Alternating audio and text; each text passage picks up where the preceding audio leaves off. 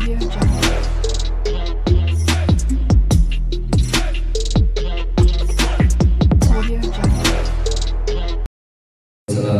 anbiya'i wal mursalin ala sayyidina Muhammadin wa ala alihi washabbihi ajmain. Rabbi shrah li sadri wa yassir li amri wahlul 'uqdatam min lisani yafqahu qawli.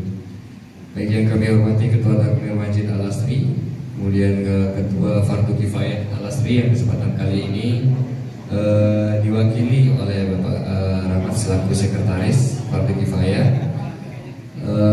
dan tentu saja yang terhormat Bapak Ustadz Insinyur Gunawan Budi Raharjo yang alhamdulillah pada malam hari ini telah hadir bersama-sama di tengah-tengah kita semua. Biasanya yang pertama akan kita awali dengan pembukaan, kemudian dilanjutkan dengan pembacaan ayat suci Al-Quran surah dengan sambutan Ketua Fardu Kifayah yang dimana pada malam hari ini insya Allah akan diwakili oleh Bapak Rahmat selaku Sekretaris Fardu Kifayah.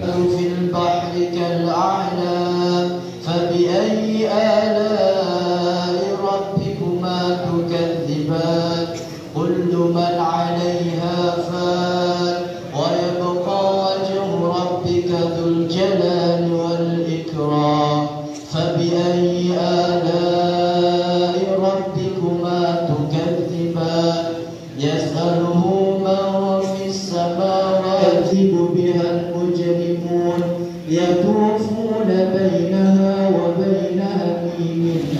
Yang kami hormati Ketua Takmir Masjid Al-Asri Bapak Haji Hamdani, yang kami hormati kepengurusan Takmir Masjid Al-Asri, yang kami hormati juga rekan-rekan pengurus Fardu Kifayah yang pada malam hari ini Ketua Bapak Haji Wahyudi berhak hadir, mohon izin ada keperluan di Jawa.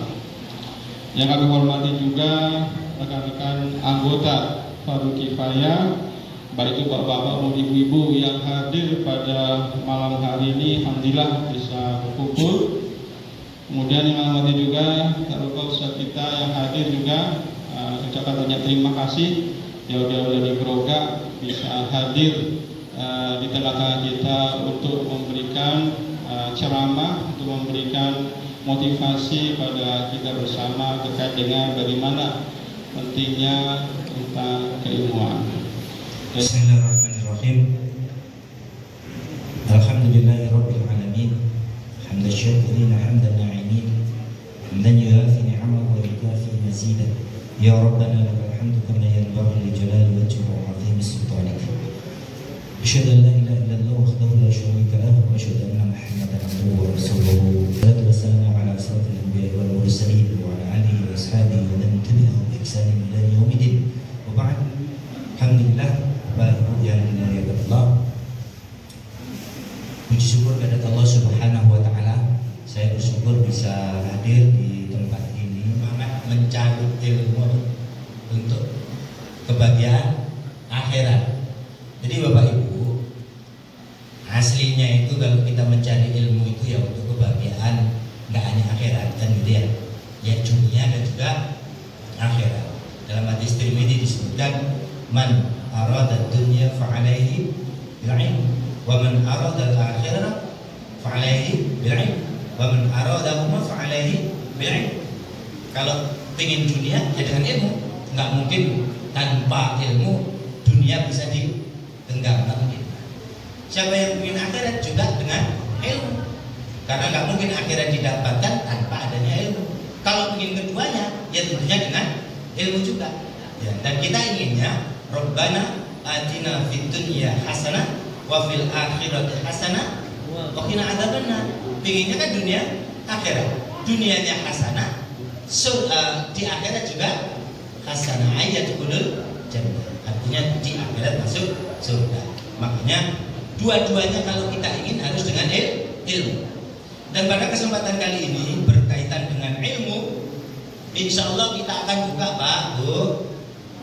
buku yang judulnya Tadhkiratus Sami' wal Mutakallim fi Adabil 'Alim wal Muta'allim. Ini buku karangan Al-Imam Al-Qadhi Badruddin Muhammad ibnu Ibrahim ibnu Sa'dillahi ibnu Jama'ah Al-Kinani Asy-Syafi'i. ini kan judulnya adalah pengingatan kepada para pendengar dan yang suka dengar pengajian itu loh, sama orang yang suka ngisi pengajian gitu. Orang yang alim, orang yang berilmu, dan juga orang penuntut ilmu. Ini merupakan sesuatu yang luar biasa dalam bab fi adabil alim wal muta'alim, soal adab. Soal adab. Buku ini cukup tebal. Buku ini termasuk bestseller. Sangat bagus untuk penuntut ilmu, sangat bagus untuk ahli ilmu, sangat cocok diajarkan kepada anak-anak. Judul bukunya Tadhkiratus Sami' wal Mutakallim fi Adabil Alim wal Muta'allim. Judul bukunya itu. Ya, terjemahan bahasa Indonesia nya bestseller ada. Nanti dicari terbitan Pustaka Taujih kayaknya gitu ya. Itu judul bukunya Pondasi Adab di Atas Ilmu. Nah, itu judul bukunya. Tapi saya ini ambilkan satu bab saja dari buku ini, ya, buku ini. Apa bab itu? Ya, bab yang akan kita kaji dalam kesempatan kali ini yang berkenaan dengan tema kita, yaitu semangat mengkaji ilmu. Ya, itu adalah babul awal, bab apa? Bab awal dari kitab ini, gitu ya. Jadi bab awal dari kitab ini dibuka tentang, ya, fi fadlil ilmi wal ulama wa fadlit ta'limihi wa ta'allumihi. Jadi bab ini judulnya keutamaan ilmu dan ulama, orang yang berilmu, dan keutamaan ta'limi, mempelajari ilmu dan mengajarkannya. Ini ulama, orang yang menuntut ilmu. Nanti bab 2-nya ada adab penuntut ilmu, adab pengajar ilmu, adab seorang penuntut ilmu terhadap buku, adab terhadap ilmu. Nah, itu ada adabnya. Bapak Ibu yang dimuliakan Allah,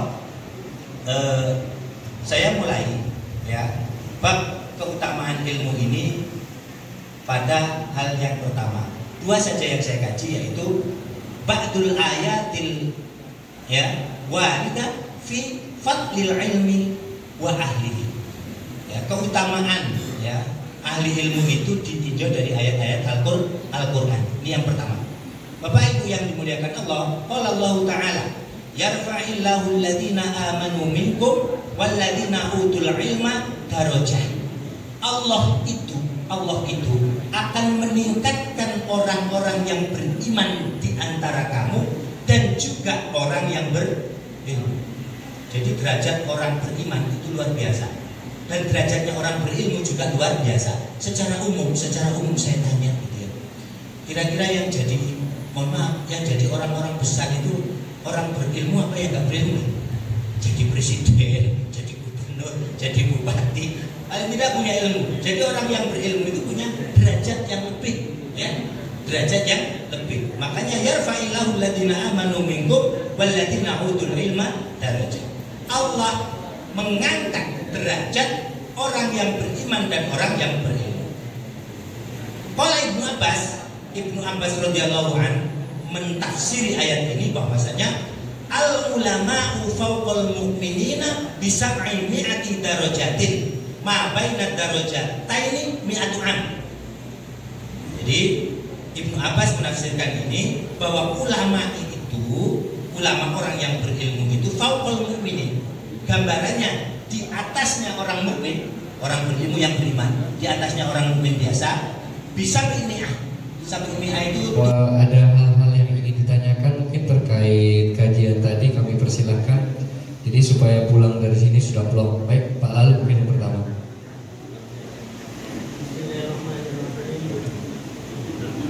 Assalamualaikum warahmatullahi wabarakatuh. Assalamualaikum warahmatullahi wabarakatuh. Waalaikumsalam. Batal tema pada malam ini kan terkait dengan ilmu, ya. Saya gini mau mohon pendapat, ya. Bagi kami yang sudah tua-tua gini loh, ya. Tadi kan terkait dengan ilmu itu kan harus ilmu dunia dan akhirat gitu ya.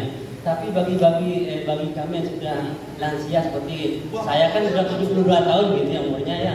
Apa ilmu dunia itu masih ini loh, masih relevan gitu tanya. Nah, itu pertama. Terus yang kedua tadi Ustaz bilang kan tanyalah ulama gitu ya. Tapi kebanyakan sekarang ini banyak yang nanya, kalau yang nggak ngerti nanya ke AI Artificial intelligence. Kan banyak nanya gitu sekarang saja. Bukan panduannya ke ini, tapi banyak yang bertanya ke kecerdasan buatan. 3 kali tanya keluar ya kan gitu. Nah itu gimana pendapatnya kan? Terus yang ketiga ini kan kan banyak sekali. Enggak, saya mungkin yang terakhir. Kan Muslim, janji kawan Muslim zaman dulu kan banyak sekali menemukan yang penting-penting untuk kepentingan umat ya, seperti Abu Sina ya, terus yang iya kan, kalau makan jangan yang panas-panas, jangan niup, itu kan ilmu dunia, itu ilmu kesehatan, ya kan? Tapi kan nggak dipelajari yang begitu. Jadi selama kita hidup ini penting untuk mengetahui ilmu dunia minimal yang selama ini kita ini kan, gimana kita sehat, hidup sehat, ya, hidup sehat, hidup bersih, ya, itu kan ilmu dunia, ya. Sementara ada ilmu akhirat yang juga perlu kita pelajari, yang ringan-ringan saja. Saya tanya, dari mulai Allahu Akbar sampai As-Salam, saya nanya ini, satu persatu, paham nggak kita artinya? Satu persatu loh ya, dari mulai Allahu Akbar. Ketika kita bilang Alhamdulillahirabbil alamin, bisa nggak menghayati? Atau doa-doa semuanya yang ada di dalam sholat. Loh, kalau ilmu itu aja yang ringan-ringan, yang biasa, setiap hari loh kita lakukan, ya, setiap hari kita lakukan apa? Sholat. Maknanya sholat, baca Quran itu kan setiap hari. Baca Quran itu kan setiap hari. Kira-kira yang kita baca itu kita ngerti nggak artinya? Bukan itu ditanyakan. Itu ilmu ringan. Ya, Bapak Ibu yang dimuliakan Allah, khotam kalau baca Quran berapa kali per bulan? Ya, alhamdulillah tahun sekali. Ya, seumur hidup saya juga alhamdulillah khotam Al-Quran. Tapi kalau saya tanya, berapa banyak di antara kita yang khotam menerjemahkan? Ada yang sudah khotam menerjemahkan Al-Quran? Kalau sudah khotam nanti saya tanya satu ayat, coba artikan gitu. Jangan-jangan nggak khotam, gitu ya? Khotam Quran berkali-kali, tapi isinya Quran bisa nggak dihitungkan? Banyak sekali. Ilmu-ilmu untuk dunia, ilmu-ilmu untuk akhirat. Yang dunia apa penting? Penting, Pak. Ya. Banyak ilmu dunia itu yang penting untuk kita. Ya, kalau kita nggak belajar ilmu dunia, ya ini masalah nanti kalau sudah meninggal ya sudah nggak perlu belajar ilmu dunia, gitu kan? Selama masih kita hidup banyak ilmu dunia yang penting kita pelajari, dan ilmu akhirat yang kecil-kecil yang setiap hari kita lakukan saja. Sholat, ayo sholat, artikan mulai Al-Fatihah, artikan mulai ayat-ayat pendek. Ya, kalau Ustaz Suryawan bacanya panjang, anak saya hafal. Kalau sudah, kok sudah selesai? Oh ya, Ustaz Suryawan soalnya, gitu. Jadi pulang juga biasa waktu kecil, gitu. Anak saya, ya. Jadi ilmu dunia dan juga akhirat. Yang kedua, kan manusia. AI itu buatan manusia. Ya, contoh sekarang ada AI. Ya, saya belajar dari AI. Gitu. Misalnya belajar bahasa Arab, belajar bahasa Inggris, saya dari AI, gitu ya.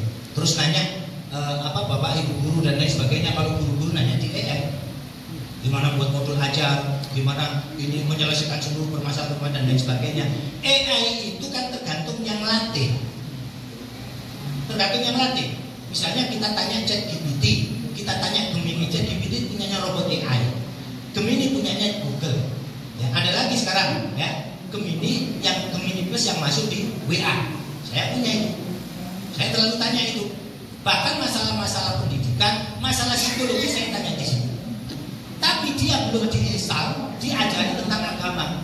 Jadi AI itu juga penting, bagi kita jangan diabaikan itu maksudnya. Ya.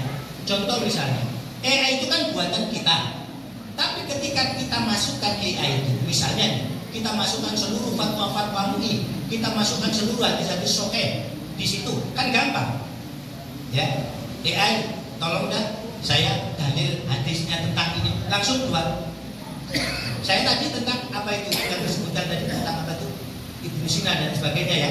Itu di dalam catatan yang kemudian saya tanyakan di WA saya via WA ini ya. Itu ada Imam Abu Hanifah, Imam Malik, Imam Syafi'i, Imam Ahmad, Imam Ghazali, Ibnu Khaldun, Ibnu Sina, Ibnu Rus, Averroes, Al-Khwarizmi kita. Misalnya Bapak tentang tanya macam-macam. Sekarang saya punya namanya asisten Saya punya asisten di sini. Yang saya tanya, Bapak tanya apa aja, tak masukkan di sini, saya tanya, sudah langsung keluar saya dijawab. Hitungan detik. Begitu pula tentang agama. Ketika AI itu dimasuki agama, ini saya lagi ini sama yang buat ini. Tolong dibuatkanlah konten-konten agama. Jadi konten di situ itu nggak mesti bahwa AI itu memang buatan manusia dan tergantung kita masukannya. Kalau misalnya dimasuki oleh MUI, dimasuki oleh DSN Dewan Syariah Nasional, kontennya dimasukkan ke situ, itu langsung bisa masuk. Akan mensafaati pada orang banyak. Syafi'an kalau Abi Zakaria Muhyiddin yang Nawawi memberikan syarah penafsiran, Syafi'an toliban al-maghfirata, memintakan ampun pada orang yang membacanya dari kiamat. Nah itu li ashabi ini Pak yang ada. Ya'maluna bi ahkamihi wa hadihi. Jadi Al-Quran tidak cukup dihafal saja, dipahami makna arti murad belum cukup. Ya'maluna itu sudah benar tadi disampaikan, dihidupi tiap hari. Jauh tidak bisa memberi manfaat apa kalau tidak mau hukum-hukumnya tidak dipakai, petunjuk-petunjuk tidak dipakai dalam tiap hari. Sami wal mutakallim fi adabil alim wal muta'allim. Kenapa? Karena seorang berilmu tidak beradab, maka hancur dunia ini. Makanya ulama-ulama terdahulu menyampaikan, saya ini belajar adab 30 tahun dan belajar ilmunya 20 tahun. Ulama lain mengatakan satu adab itu jauh lebih utama dipelajari dibanding 70 ilmunya gitu ya. Imam Syafi'i rahimahullah ya, itu ditanya begini, ya Imam Syafi'i ya, apa pendapat Anda tentang adab? Imam Syafi'i menyampaikan, satu huruf, bukan satu kata Pak, satu huruf berbicara tentang adab dan satu telinga saya mendengarkan, maka saya ingin seluruh tubuh saya ini menjadi telinga sehingga saya lebih banyak mendengarkan kata-kata tentang adab. Bagaimana semangat Anda ya Imam Syafi'i untuk mencari adab? Semangat saya untuk belajar adab itu adalah sebagaimana seorang ibu kehilangan anaknya. Bayangin Pak, Bu. Ya Pak, ibu anaknya hilang. Kira-kira ya apa? Ya, Ustaz Surawan. Anak hilang itu coba. Ustaz Surawan anaknya di luar negeri nggak hilang gitu, nggak ke sekolah gitu. Ibu-ibu anaknya hilang di rumah nggak dicari. Nah itulah Imam Syafi'i belajar adab itu kayak gitu. Makanya adab ya, al-adabu qoblal ilm. Adab itu sebelum ilmu. Makanya bagaimana adab dengan seorang guru? Lais anaknya numah kalau Pak, seorang guru nggak punya adab anaknya itu, wis ilmunya itu nggak manfaat juga. Kalau ada seorang menuntut ilmu tapi tidak punya adab terhadap ilmunya, maka ilmunya itu tidak jadi apa-apa. Maka jadilah ilmu itu sudah orang tinggi kedudukannya jatuh di sana, kan ada itu ya. Jadi pejabat, sebelum jadi pejabat dan sebelum jadi pejabat, ujungnya di penjara. Karena itu ilmu yang tidak disertai dengan adab. Makanya bukunya adalah pondasi adab di atas ilmu. Cetakannya warnanya urin, ya bukunya sekian, cetakannya nggak begitu itu kan. Tapi yang sudah bisa bahasa Arabnya saya kasih PDF-nya. Ini saya punya di sini, saya kirim aja. Nanti kalau yang sudah terbiasa dengan bahasa Arab, saya kirim PDF-nya gratis, nggak usah beli. Tapi kalau beli bukunya itu